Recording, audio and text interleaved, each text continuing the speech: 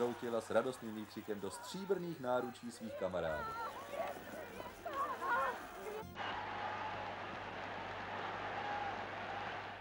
Do čela jde číslo 203. Ano, poručík, nadporučík Emil Zátopek.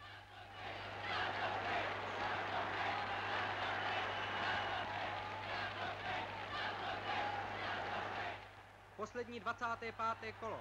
Až zcela neohrožen, Zátopek zvyšuje pekelné tempo a dosahuje rychlosti sprintera.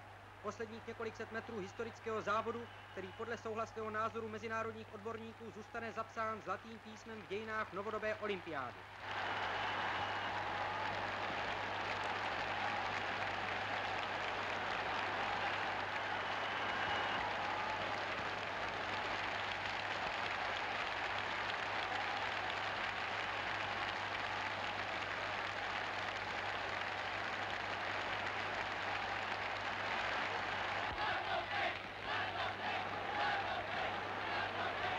Konečný spurt a Československo získalo první zlatou medaili londýnské olympiády.